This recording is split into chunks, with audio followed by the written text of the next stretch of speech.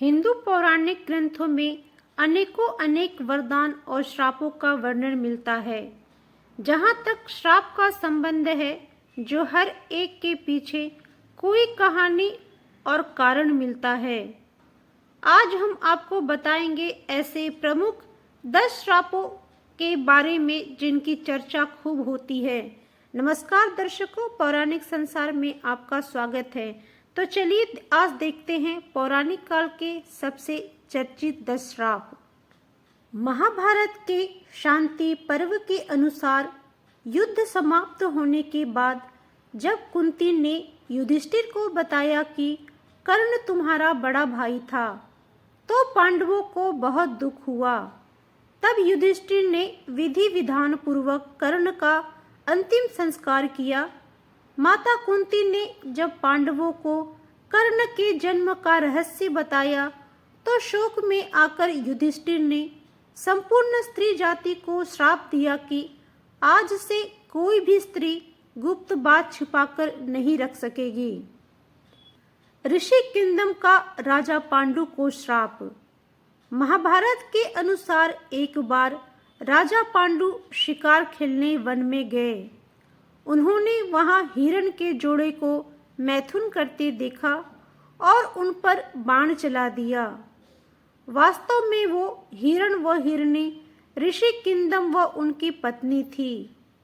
जब ऋषि किंदम ने राजा पांडु को श्राप दिया, जब भी आप किसी स्त्री से मिलन करेंगे, उसी समय आपकी मृत्यु हो जाएगी।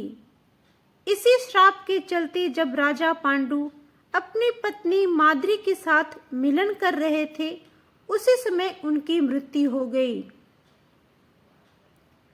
मांडव्य ऋषि का यमराज को श्राप। महाभारत के अनुसार मांडव्य नाम के एक ऋषि थे। राजा ने भूलवश उन्हें चोरी का दोष मानकर सूली पर चढ़ाने की सजा दी। सूली पर कुछ दिनों तक चढ़े रहने के बाद भी जब उनके प्राण नहीं निकले, तो राजा को अपनी गलती का एहसास हुआ और उन्होंने ऋषि मांडव्य से क्षमा मांगकर उन्हें छोड़ दिया। जब ऋषि यमराज के पास पहुंचे और उनसे पूछा कि मैंने अपने जीवन में ऐसा कौन सा अपराध किया था कि मुझे इस प्रकार झूठे आरोप की सजा मिली, तब यमराज ने बताया कि जब आप 12 वर्ष के थे, तब आपने एक फतिंगे की पूंछ में सीख चुभोई थी। उसी के फलस्वरूप आपको यह कष्ट सहना पड़ा। तब ऋषि मांडव्य ने यमराज से कहा कि 12 वर्ष की उम्र में किसी को भी धर्म अधर्म का ज्ञान नहीं होता। तुमने छोटे अपराध का इतना बड़ा दंड दिया है, इसीलिए मैं तुम्हें श्राप देता हूं कि तुम शूद्र योनि में एक दासी पुत्र के रूप में जन्म लोगे। ऋषि मांडव्य के इसी श्राप के कारण यमराज ने महात्मा विदुर के रूप में जन्म लिया। नंदी का रावण को श्राप। वाल्मीकि रामायण के अनुसार एक बार रावण भगवान शंकर से मिलने कैलाश गया। वहां उसने नंदी जी को देखकर उनके स्वरूप की हंसी उड़ाई और उन्हें बंदर के समान मुख वाला कहा। तब नंदी जी ने रावण को श्राप दिया कि बंदरों के कारण ही तेरा सर्वनाश होगा। कद्रु का अपने ही पुत्रों को श्राप। महाभारत के अनुसार ऋषि कश्यप की कद्रु व विनीता नामक 2 पत्नियां थी। कद्रु सर्पों की माता थी और विनीता गरुड़ की। एक बार कद्रु व विनीता ने एक सफेद रंग का घोड़ा देखा और शर्त लगाई। विनीता ने कहा कि घोड़ा पूरी तरह सफेद है और कद्रु ने कहा कि घोड़ा तो सफेद है, लेकिन उसकी पूंछ काली है। कद्रु ने अपनी बात तो सही साबित करने के लिए अपने सर्प पुत्रों से कहा कि तुम सभी सूक्ष्म रूप में जाकर घोड़े की पूंछ से चिपक जाओ।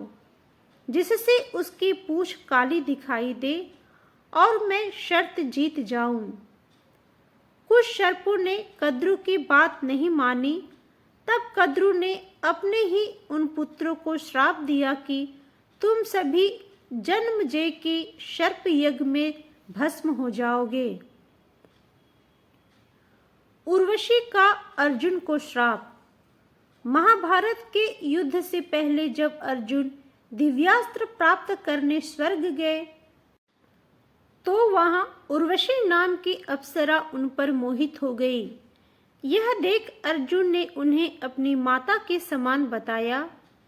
यह सुनकर क्रोधित उर्वशी ने अर्जुन को श्राप दिया कि तुम नपुंसक की भांति बात कह रहे हो, इसीलिए तुम नपुंसक हो जाओगे। तुम्हें स्त्रियों में नर्तक बनकर रहना पड़ेगा। यह बात जब अर्जुन ने देवराज इंद्र को बताई तो उन्होंने कहा कि अज्ञातवास के दौरान यह श्राप तुम्हारी मदद करेगा और तुम्हें कोई पहचान नहीं पाएगा। तुलसी का भगवान विष्णु को श्राप। शिव पुराण के अनुसार शंखचूड़ नाम का एक राक्षस था। उनकी पत्नी का नाम तुलसी था। तुलसी पतिव्रता थी, जिसके कारण देवता भी शंखचूड़ का वध करने में असमर्थ थे। देवताओं के उद्धार के लिए भगवान विष्णु ने शंखचूड़ का रूप लेकर तुलसी जी के साथ प्रणय किया। तब भगवान शंकर ने शंखचूड़ का वध कर दिया। यह बात जब तुलसी को पता चली तो उसने भगवान विष्णु को पत्थर हो जाने का श्राप दिया। इसी श्राप के कारण भगवान विष्णु की पूजा शालिग्राम शिला के रूप में की जाती है। श्रृंगी ऋषि का परीक्षित को श्राप। पांडवों के स्वर्गारोहण के बाद अभिमन्यु के पुत्र परीक्षित ने शासन किया। उसके राज्य में सभी सुखी और संपन्न थे।